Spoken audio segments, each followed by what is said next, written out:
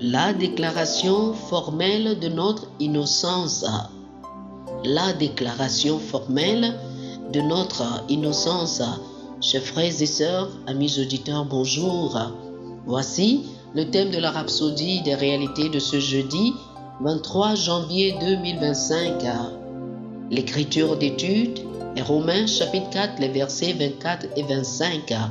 Romains chapitre 4, versets 24 et 25. La Bible dit: c'est encore à cause de nous à qui cela sera imputé, à nous qui croyons en celui qui a ressuscité des morts, Jésus notre Seigneur, lequel a été livré pour nos offenses et est ressuscité pour notre justification. Alléluia. Dans notre étude précédente, nous avons appris que nous sommes la preuve de l'équité et de l'impartialité de Dieu. C'est ce que signifie être la justice de Dieu en Jésus-Christ. La dernière partie de notre écriture d'ouverture révèle quelque chose d'extraordinaire. C'est l'un des versets les plus époustouflants de la Bible. Il y est dit que Jésus-Christ a été livré pour nos offenses et ressuscité, non pas pour notre pardon, mais pour notre justification.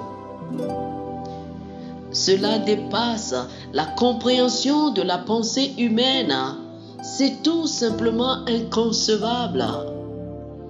Il a été livré à la mort pour nos offenses et ressuscité pour notre justification, afin qu'il, c'est-à-dire Dieu, soit juste, tout en justifiant celui qui croit en Jésus-Christ.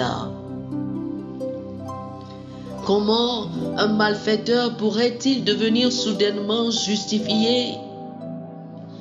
Le mot grec pour justification est dikiaosis et signifie acquittement, une déclaration légale ou formelle d'innocence. Cela signifie que Dieu vous a regardé et a dit: vous êtes innocent, vous n'êtes pas coupable, vous n'êtes coupable d'aucun péché. Il aurait dû dire que vous avez été pardonné de tous vos péchés, mais il a dit: vous êtes innocent. Maintenant, cela aurait été que vous avez payé en Christ et que vous ne soyez plus débiteur. Vous auriez dû être décrit comme un homme libre qui a été pardonné. Mais ce n'est pas ce que nous avons ici. Dieu dit que vous avez été acquittés. Les registres ont été vérifiés et on n'a pas trouvé où vous aviez péché.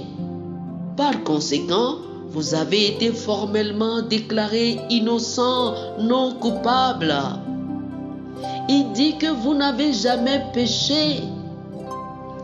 Comment cela a-t-il pu arriver? C'est ce qui est en fait l'évangile, c'est-à-dire la bonne nouvelle. Certaines personnes l'entendent et ne la comprennent pas. Comment se fait-il que je n'ai jamais péché? C'est le résultat de l'œuvre rédemptrice du Christ. Romains chapitre 5, le verset 1 dit: étant donc justifiés par la foi, nous avons la paix avec Dieu par notre Seigneur Jésus-Christ. Nous avons été déclarés justes par la foi. Savez-vous pourquoi? C'est parce que vous êtes nés de nouveau. Vous êtes une nouvelle créature. La Bible dit dans 2 Corinthiens chapitre 5, le verset 17, si quelqu'un est en Christ, il est une nouvelle créature. Les choses anciennes sont passées. Voici, toutes choses sont devenues nouvelles. La nouvelle création n'a jamais péché parce qu'elle est une espèce toute nouvelle qui n'a jamais existé auparavant. Oh, béni soit Dieu. Alléluia. Oh, gloire à son Saint-Nom. Alléluia. Chers amis, faites cette confession, cette déclaration avec moi. Dites ceci.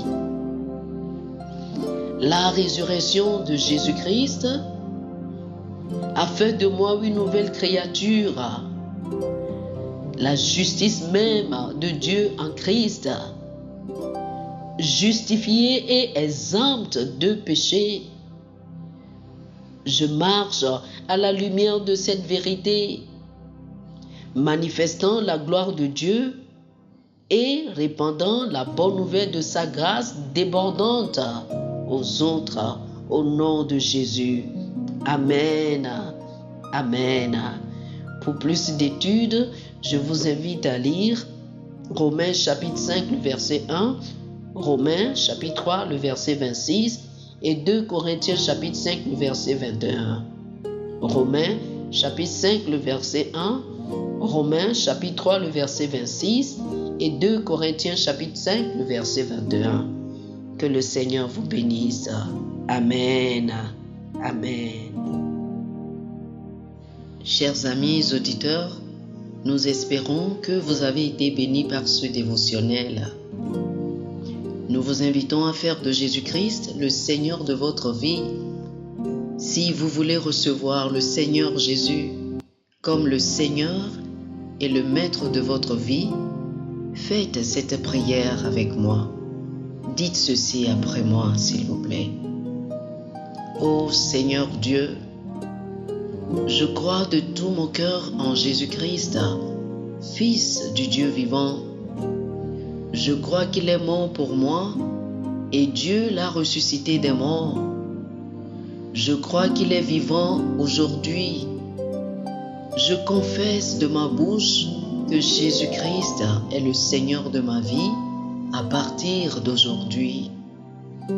Par lui et en son nom, j'ai la vie éternelle. Je suis né de nouveau. Merci Seigneur d'avoir sauvé mon âme. Je suis désormais un enfant de Dieu. Alléluia.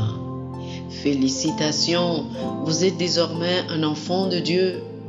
Pour recevoir plus d'informations sur comment vous pouvez grandir en tant que chrétien et pour avoir une copie physique et une copie électronique de la Rhapsodie des réalités, appelez-nous sur le plus 228 91 74 69 79 plus 228 91 74 69 79.